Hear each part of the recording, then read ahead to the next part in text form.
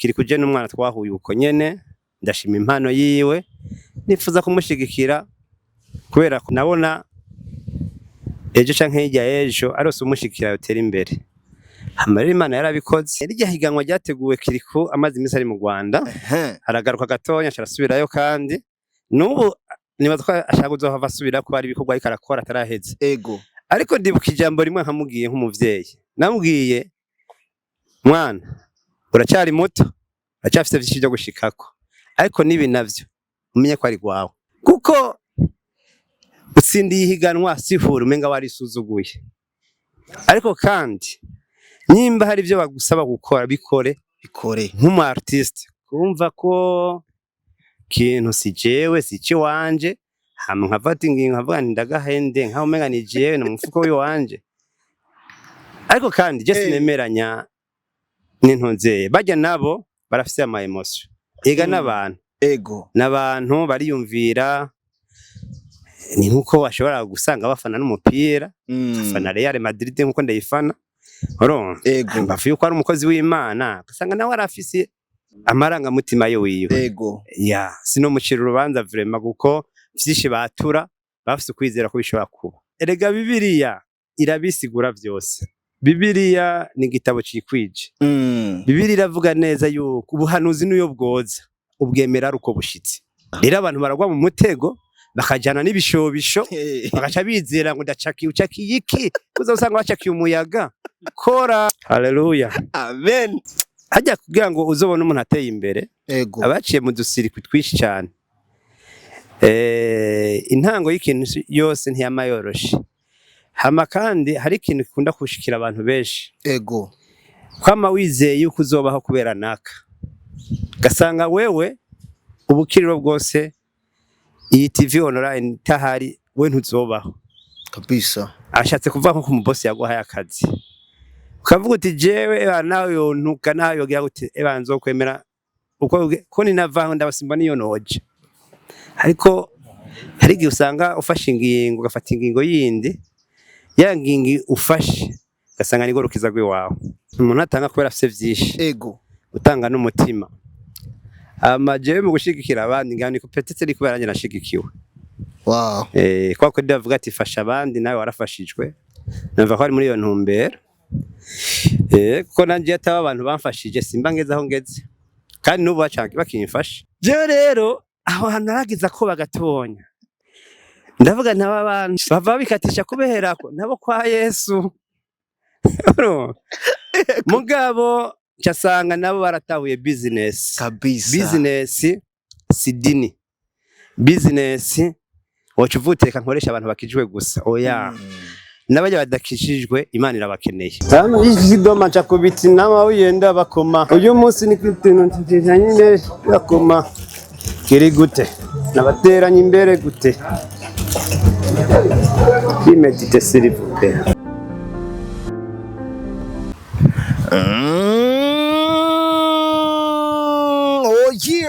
Abakunzi ba Yaga Tech TV murameze fresh nizere ko mumeze neza ku mpande zose z'isi. Akayaga ni kose umutekano ni wose mu gisagara cyacu ciza cya Bujumbura. Nk'abadasinzira tuba turi ku mwanya kugira tubahe exclusive nyinshi zitandukanye ziri hano mu gihugu cyacu ciza cy'u Burundi eka no hanze y'igihugu.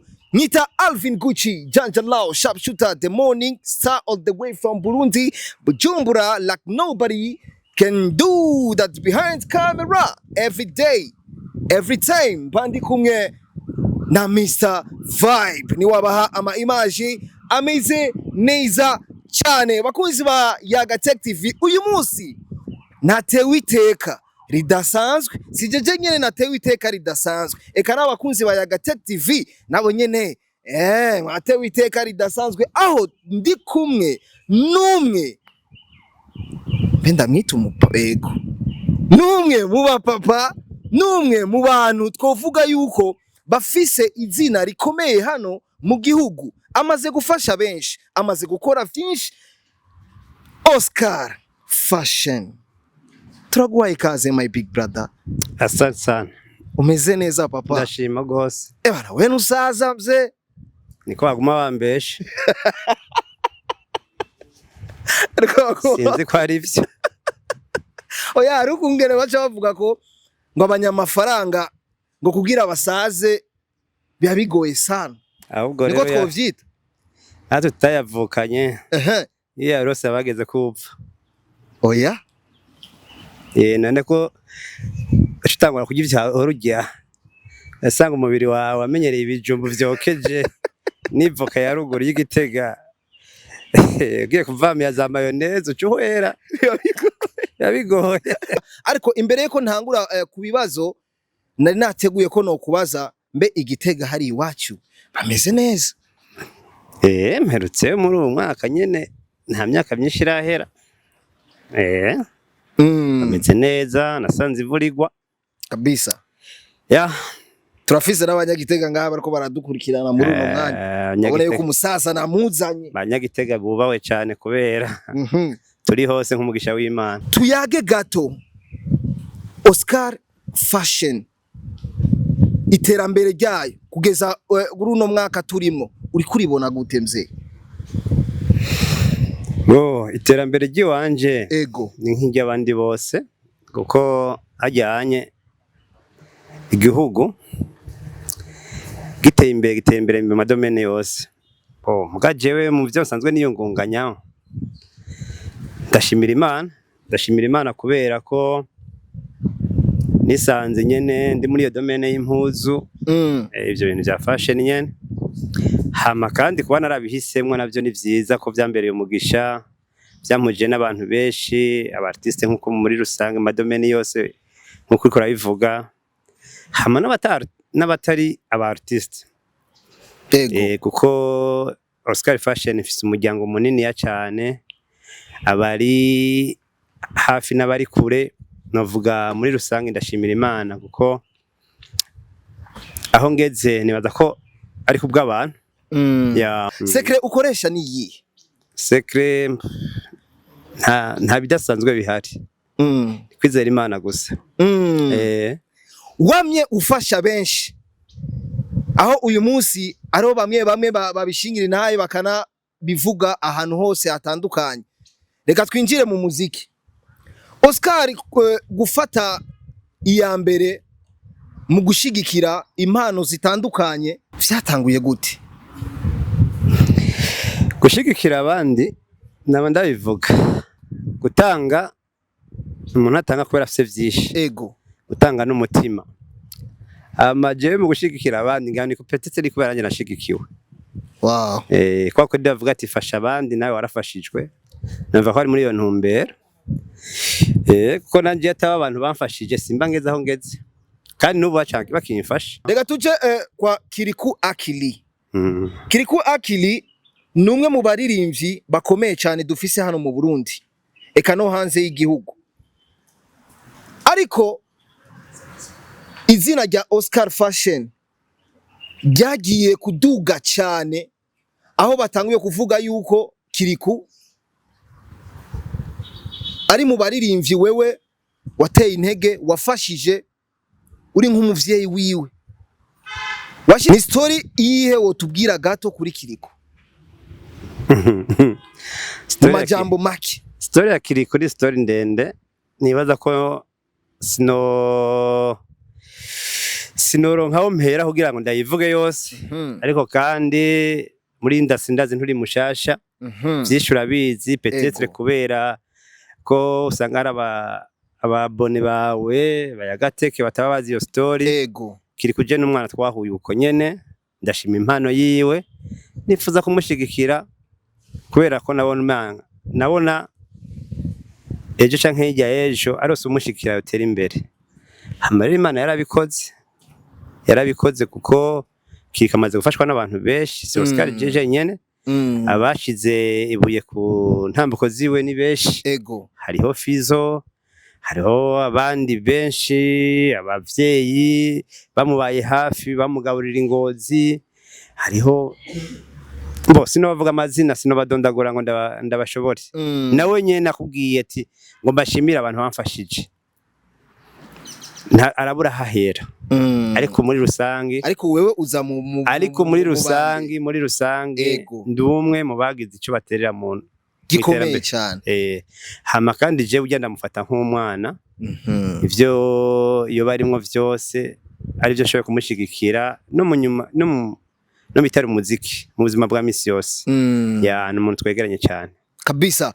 Mu myaka iheze haheze nk'imyaka hafi nk'itanu nimba atari ine aho Kiriku yafata decision yo gusubira Ingozi. Aho yavuze nti jewe mbona umengo ivy'imiziki biranse harabaguma banteranya ku bantu bariko basanzwe bamfasha. Kijya kintu nka Oscar Fashion muri ijya myaka nubwo hashi imyaka myinshi ntakiri kugufata ijya decision, ariko ubu kuba ijya decision itashoboye gukunda ubu tukaba turiko turamubona Kiriku kuzindi ntambwe zidasanzwe. Ijya decision dusubiye inyuma kuri Oscar akiyumva akibibona, ku ruhande rwawe wavyakiriye gute? Ku ruhande rw'iwanje naye kuvyakira nabi cyane. Ego jewe sinifuza umuntu asubira inyuma, ahubwo ni nkunda umuntu atera intambwe mu iterambere ry'iwiwe. Hama yabanda vyakira neza, sine kuba umwe mu baduga neza cyane kugira ngo nje kumubaza ikibazo yagize. Ariko kandi nawe ndanamushimiye ko uyu munsi nyimba ashaka kuririmba hani he nuko hariho uwo mutima afise akavuga ati ivyo byose sinshika intege kambandaye mpambana, ivyo byose Imana irabona indoto zanje kandi zozishikana. Hajya kugira ngo uzobone umuntu ateye imbere, abaciye mu dusirikwi twishi cyane. Intango y'ikintu yose ntiyamayoroshe. Hama kandi hari ikintu kikunda kushikira abantu benshi. Kwama wizeye yuko uzobaho kubera naka. Gasanga wewe ubukiriro bwose iyi TV online tahari we ntuzobaho. Kabisa. Ashatse kuva nko ku mubosi yaguhaye akazi. Ukavuga uti jewe nawe yontuka nawe yogira uti nzokwemera uko ko ninavaho ndabasimba niyo noje. Ariko hari igihe usanga ufashe ingingo ugafata ingingo yindi, ya ngingi ufashe gasanga ni gorokiza gwiwawe. Nshatse kuvuga yuko rero muri kiriya gihe petetre ni imyaka yiwiwe n'ubuzima bwo mu gisagara urabizi twese ngaha byaratunaniye, turaduga turagaruka twasubira turivyukiranya. No kuvuga story yiwiwe ni nka story y'abandi bantu bose. Burya buzima bwiwe n'ubuzima bucamwe abantu benshi cyane.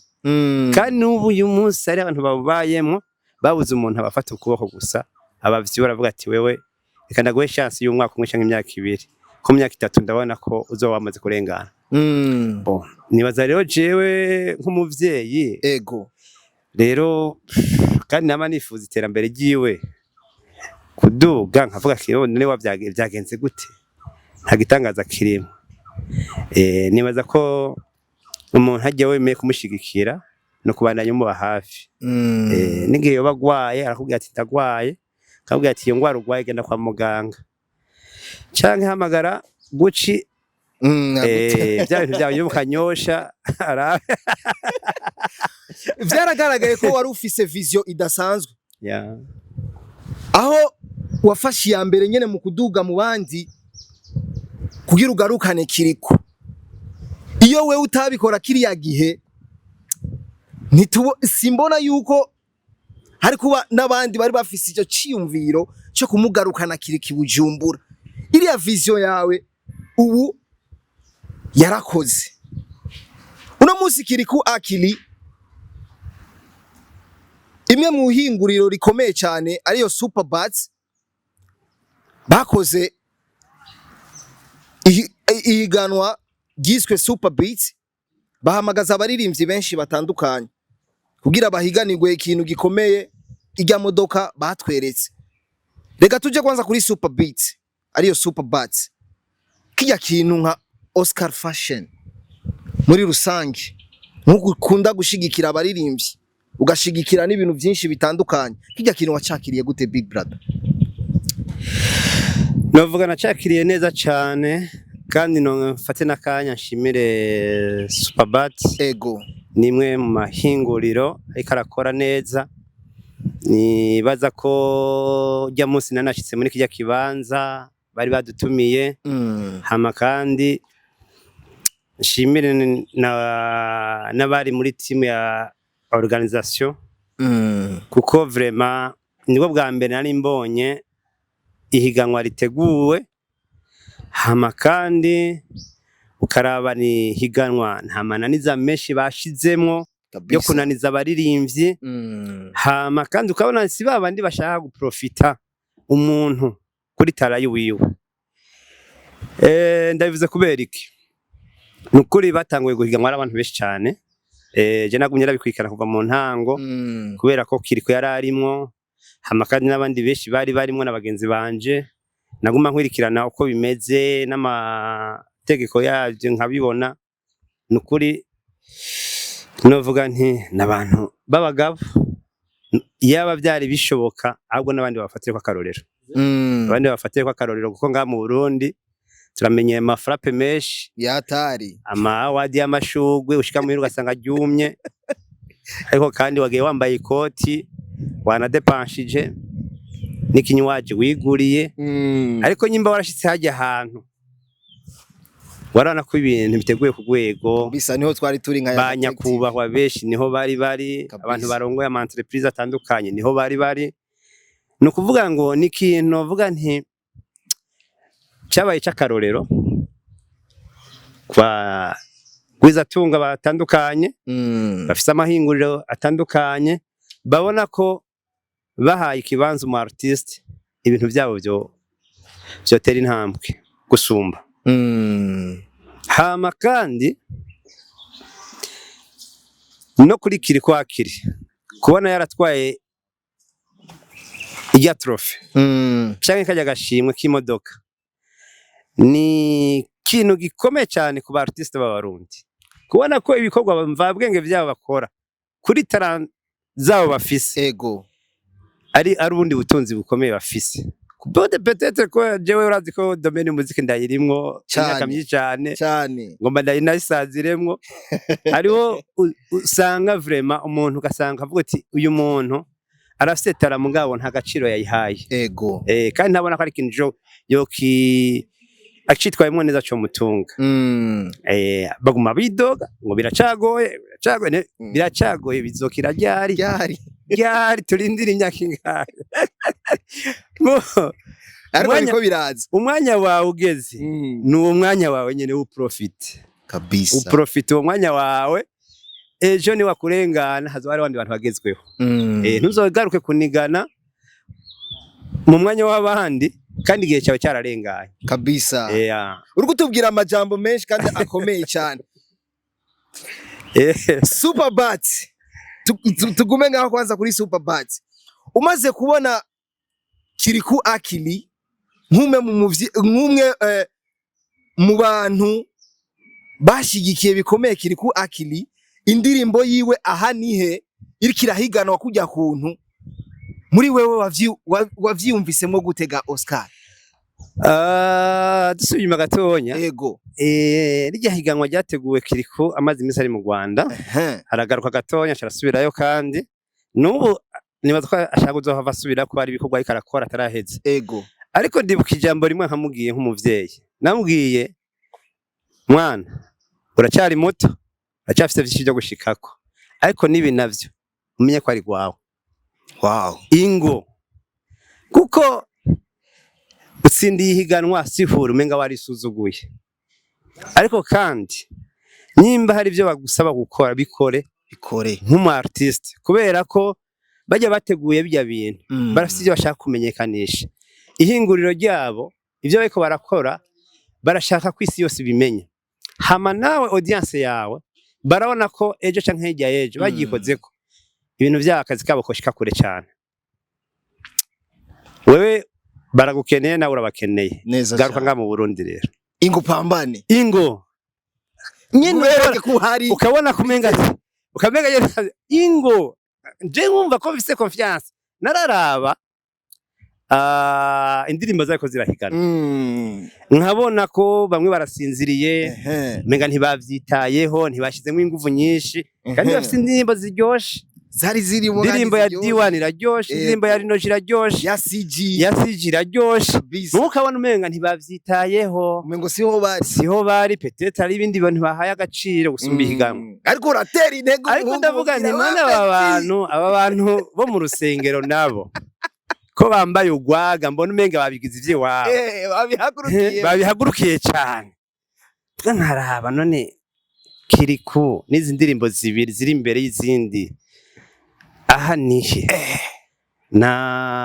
no ku rutare ya Alvera Muhimba abartiste beza hama kandi bazi ico barondera muri kariyeri yabo mu bikorwa bakora hambave gukwiragiza ubutumwa bwiza bacishe mu mpano yabo ariko kandi barabona ko harimo n'ikindi kintu bashaka kuronka yego kubona ko babihaye ikibanza kinini cyane ndavuga peti yangu ingo ndabona birakomeye cyane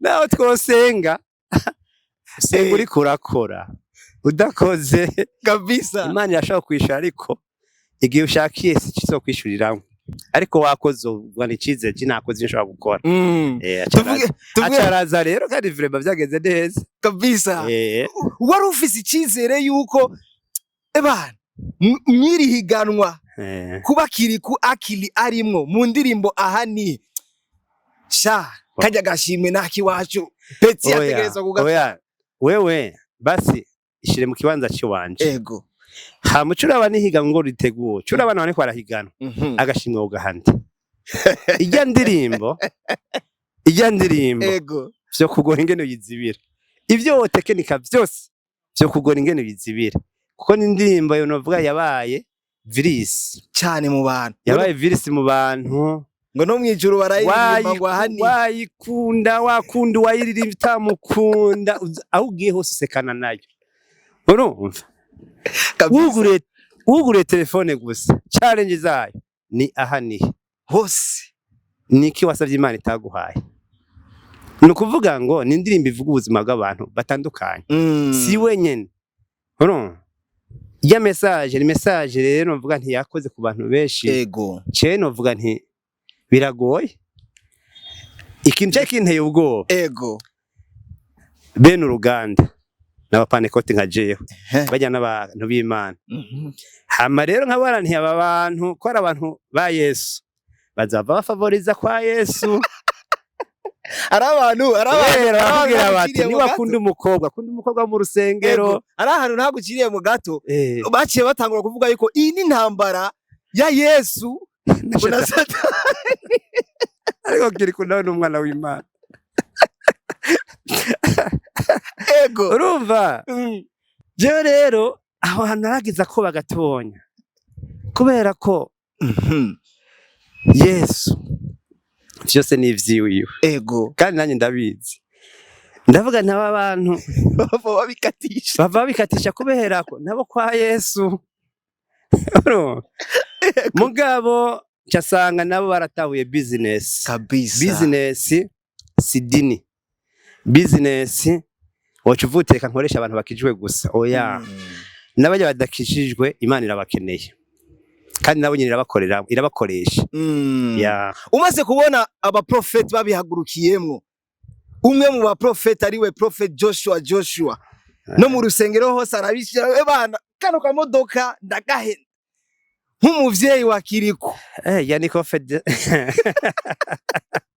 bose bwo kwizera ntavyo mpamvya kumva ko kintu si jewe si ciwanje hama nkafata ingingo nkavuga ndagahende nkaho umenga ni jewe no mufuko w'iwanje ariko kandi je sinemeranya n'intunzeye bajya nabo barafise ama emotion ega n'abantu ego n'abantu bariyumvira ni nkuko bashobora gusanga bafana n'umupira bafana Real Madrid nkuko ndayifana ego mbavuye uko ari umukozi w'Imana gasanga nawe arafise amaranga mutima yo wiwe ego sino mucira urubanza vraiment guko vyinshi batura bafise kwizera ko bishobora kuba kandi batafise kwizera ko vyoba ntibo vyatura erega Bibiliya irabisigura vyose Bibiliya ni igitabo cikwije.